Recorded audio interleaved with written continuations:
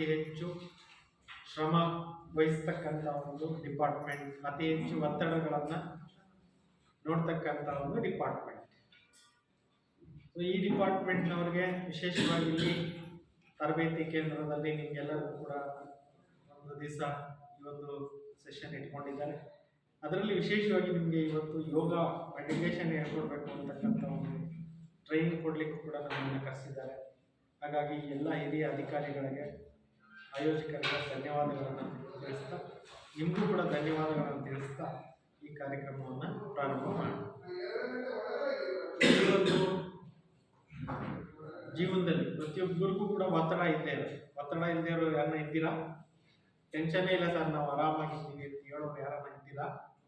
ಯಾರು ಇಲ್ಲ. ಪ್ರತಿಯೊಬ್ಬರಿಗೂ ಅವ್ರವ್ರದ್ದೇ ಆಗಿರ್ತಕ್ಕಂಥ ಏನಿರುತ್ತೆ, ಫ್ಯಾಮಿಲಿ ಟೆನ್ಷನ್ ಇರ್ಬೋದು, ಜಾಬ್ ಟೆನ್ಷನ್ ಇರ್ಬೋದು, ರೆಸ್ಪಾನ್ಸಿಬಿಲಿಟೀಸ್ ಟೆನ್ಷನ್ ಇರ್ಬೋದು, ಡಿಫ್ರೆಂಟ್ ಟೆನ್ಷನ್ಸು ಇವತ್ತು ಪ್ರತಿಯೊಬ್ಬರಿಗೂ ಕೂಡ ಇದ್ದೇ ಇರುತ್ತೆ. ಅದನ್ನೆಲ್ಲ ಇದ್ರೂ ಕೂಡ ಹೇಗೆ ನಾವು ಮ್ಯಾನೇಜ್ ಮಾಡೋದು, ಯಾವ ಥರ ಅದನ್ನು ನಿರ್ವಹಿಸೋದು ಅನ್ನೋದ್ರ ಬಗ್ಗೆ ಈ ಮೆಡಿಟೇಷನ್ ಇದೆಯಲ್ಲ, ಇದು ಭಾಳಷ್ಟು ಹೆಲ್ಪ್ ಮಾಡುತ್ತೆ. ಸುಮಾರು ದಶಕಗಳ ಹಿಂದೆ ಪ್ರತಿಯೊಬ್ಬರೂ ಕೂಡ ಕರ್ಮಯೋಗದಲ್ಲಿದ್ದರು. ಕರ್ಮಯೋಗ ಅಂದರೆ ಕೈ ಕೆಲಸ ಮಾಡ್ತಿದ್ದು, ಬುದ್ಧಿ ಭಗವಂತನಲ್ಲಿ ಇರ್ತಿತ್ತು.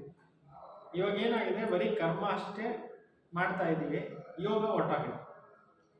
ವರ್ಕ್ ಈಸ್ ವರ್ಷಿಪ್ ಅಂತ ಹೇಳ್ತಾರೆ, ಕಾಯಕವೇ ಕೈಲಾಸ ಅಂತ ಬಸವಣ್ಣವರು ಹೇಳ್ತಾರೆ. ಆದರೆ ಇವತ್ತು ವರ್ಕ್ನಲ್ಲಿ ವರ್ಷಿಪ್ ಹೊರಟಾಗಿದೆ, ಕರ್ಮದಲ್ಲಿ ಯೋಗ ಹೊರಟೋಗಿದೆ. ಅದನ್ನು ಮತ್ತೆ ಸೇರಿಸ್ಕೊಳ್ಳೋದಕ್ಕೋಸ್ಕರ ನಿಮಗೆ ಈ ಒಂದು ಟ್ರೈನಿಂಗ್ಗೆ ಕೊಡಿಸ್ಲಿಕ್ಕೆ ನಮ್ಮನ್ನು ಕರೆಸಿದ್ದಾರೆ, ನಿಮ್ಮನ್ನು ಕರೆಸಿದ್ದಾರೆ. ಹಾಗಾಗಿ ಈ ಏನು ಆಫೀಸರ್ಸ್ ಇದ್ದಾರೆ, ಡಿ ಸಿ ಇದ್ದಾರೆ ಅಥವಾ ಪ್ರಿನ್ಸಿಪಾಲ್ರು ಇದ್ದಾರೆ, ಅವ್ರಿಗೆ ತುಂಬ ನಾವು ಧನ್ಯವಾದಗಳನ್ನು ಹೇಳಬೇಕು. ಯಾಕೆಂದರೆ ಯೋಗ ಇಂದಿನ ಜೀವನದಲ್ಲಿ, ಅಂದರೆ ಭಾಳ ವರ್ಷಗಳ ಹಿಂದೆ ನೋಡಿದ್ರೆ ನೀವು, ನಮ್ಮ ಹಿರಿಯರು ಭಾಳ ಗಟ್ಟಿಮುಟ್ಟಾಗಿರ್ತಾ ಇದ್ರು, ಆರೋಗ್ಯವಾಗಿರ್ತಾ ಇದ್ರು. ಪ್ರತಿ ಕೆಲಸ ಮಾಡಬೇಕಾದ್ರೆ ದೇವ್ರನ್ನ ನೆನಪು ಮಾಡಿಕೊಂಡು ಮಾಡ್ತಾಯಿದ್ರು. ಎದ್ರೆ ಕುಂತ್ರೆ ಪ್ರತಿಯೊಂದು ಕೆಲಸದಲ್ಲಿ ದೇವ್ರನ್ನ ಕಾಣ್ತಾ ಇದ್ರು, ದೇವ್ರು ನೆನೆಸ್ಕೊತಾ ಇದ್ರು ಅಲ್ವಾ? ನೀವು ನೋಡಿ, ಕೆಲವು ಕಡೆ ಹಳ್ಳಿಗಳಲ್ಲಿ ಈಗಲೂ ಕೂಡ ವ್ಯವಸಾಯ ಆರಂಭ ಸ್ಟಾರ್ಟ್ ಮಾಡಬೇಕಾದ್ರೆ, ಬಿತ್ತಬೇಕಾದ್ರೆ, ಬಿತ್ತನೆ ಮಾಡಬೇಕಾದ್ರೆ, ಕಟಾವು ಮಾಡಬೇಕಾದ್ರೆ, ದವಸ ಧಾನ್ಯಗಳೆಲ್ಲ ಸಂಗ್ರಹಣೆ ಮಾಡಬೇಕಾದ್ರೆ ಎಲ್ಲದರಲ್ಲಿ ಪೂಜೆ ಮಾಡ್ತಾರೆ, ದೇವ್ರ ನೆನಪಿರುತ್ತೆ. ಆದರೆ ಕೆಲವು ಕಡೆಗಳಲ್ಲಂತೂ ಇದೊಂದು ಯೋಗ ಅಥವಾ ಪೂಜೆ ಅನ್ನೋದು, ಧ್ಯಾನ ಅಂತಕ್ಕಂಥದ್ದು ಮರ್ತೇ ಹೋಗ್ಬಿಟ್ಟಿದ್ದಾರೆ ಜನ. ಅದರಿಂದ ಜೀವನದಲ್ಲಿ ಒತ್ತಡ ಅಂತಕ್ಕಂಥದ್ದು ಹೆಚ್ಚಿದೆ. ಈಗ ನೋಡಿ, ಒಳ್ಳೆ ಮಳೆ ಬರಬೇಕಂದ್ರೆ ಯೋಗ ಆಗಬೇಕು ಅಂತ, ಮನೆಗೆ ಒಂದು ಒಳ್ಳೆ ಸೊಸೆ ಬರಬೇಕು ಅಂದರೆ ಯೋಗ ಬೇಕು ಅಂತ, ಒಂದು ವಧುಗೆ ವರ ಸಿಗಬೇಕು ಅಂದರೆ ಯೋಗ ಬೇಕು ಅಂತ, ಒಂದು ವರನಿಗೆ ವಧು ಬೇಕು ಅಂದರೆ ಯೋಗ ಬೇಕಂತ, ಒಂದು ಮನೆ ಕಟ್ಕೋಬೇಕಂದ್ರೆ ಒಳ್ಳೆ ಯೋಗ ಬೇಕು ಅಂತ, ಒಳ್ಳೆ ಊಟ ಸಿಗ್ಬೇಕಂದ್ರೆ ಯೋಗ ಬೇಕು ಅಂತ, ಒಳ್ಳೆ ಬಟ್ಟೆ ಹಾಕ್ಕೋಬೇಕು ಅಂದರೆ ಯೋಗ ಬೇಕು, ಪ್ರತಿಯೊಂದಕ್ಕೂ ಯೋಗ ಬೇಕು ಅಂತ. ಆದರೆ ಯೋಗ ಅಂದ್ರೆ ಏನು ಎಷ್ಟೋ ಜನಕ್ಕೆ ಗೊತ್ತಿಲ್ಲ. ಯೋಗ ಅಂದ್ರೇನು ಯಾರು ಹೇಳ್ತೀರಾ? ಯೋಗ ಅಂದ್ರೇನು? ಧ್ಯಾನ ಅಂದ್ರೇನು? ಹಾಗಾದ್ರೆ ಡೆಫಿನೇಷನ್ ಏನು ಹಾಗಾದ್ರೆ ಅನ್ನೋದನ್ನ ನಾವು ಇಲ್ಲಿ ಏನು ಚಾರ್ಟ್ಸ್ ಹಾಕಿದ್ದೀವಿ, ಈ ಚಾರ್ಟ್ಸ್ ಅಂತ ತಿಳ್ಕೊಳ್ಳೋಣ.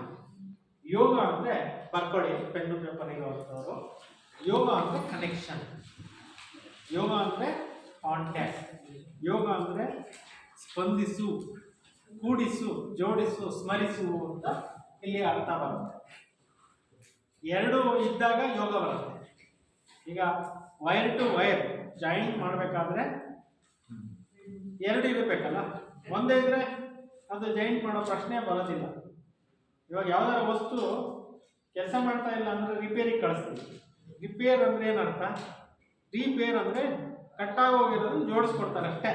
ಒಳಗಡೆ ಯಾವುದೋ ಒಂದು ಪಾರ್ಟ್ ಫೇಲ್ಯೂರ್ ಆಗಿದ್ರೆ ಮತ್ತೆ ಪಾರ್ಟ್ ಹಾಕ್ಕೊಡ್ತಾರೆ, ಕನೆಕ್ಷನ್ ಡಿಸ್ಕನೆಕ್ಟ್ ಆಗಿದ್ರೆ ಡಿಸ್ಕನೆಕ್ಟ್ ಆಗಿ ಮತ್ತೆ ರೀಕನೆಕ್ಷನ್ ಮಾಡಿ ಕೊಡ್ತಾರೆ ಮೆಕ್ಯಾನಿಕ್. ಹಂಗೆ ಯೋಗ ಅಂದ್ರೆ ಕನೆಕ್ಷನ್ ಮಾಡೋದು, ಭಗವಂತನ ಜೊತೆಯಲ್ಲಿ ಬುದ್ಧಿಯನ್ನ ಜೋಡಿಸುವಂಥದ್ದನ್ನ ಯೋಗ. ಈಗ ಯೋಗ ಮಾಡಬೇಕಾದ್ರೆ ನಾನು ಯಾರು, ಯಾರ ಜೊತೆಯಲ್ಲಿ ಯೋಗ ಮಾಡಬೇಕು, ಇವೆರಡು ಕೂಡ ಅರ್ಥ ಆಗ್ಬೇಕು. ಈಗ ನಿಮ್ಮನ್ನೆಲ್ಲರೂ ಕೂಡ ನೀವು ಪ್ರಶ್ನೆ ಕೇಳ್ಕೊಳ್ಳಿ, ನಾನು ಯಾರು, ಏನು ಆನ್ಸರ್ ಬರುತ್ತೆ? ನೀವು ಯಾರು ಅಂತ ಕೇಳಿದಾಗ ನನ್ನ ಹೆಸರಿಂದ, ನಮ್ಮ ಹೆಸರಿಂತದ್ದು ಅಂತೀರ. ನಿಮ್ಮನ್ನು ಕೇಳಿದಾಗ ನೀವು ನಮ್ಮ ಹೆಸರಿಂತದ್ದು, ನಾನು ಇಂಥ ಪ್ರೊಫೆಷನ್ ಮಾಡ್ತೀನಿ, ನಾನು ಡ್ರೈವರ್, ನಾನು ಕಂಡಕ್ಟರ್, ಹಂಗೆ ನೀವು ಹೇಳ್ತೀರ.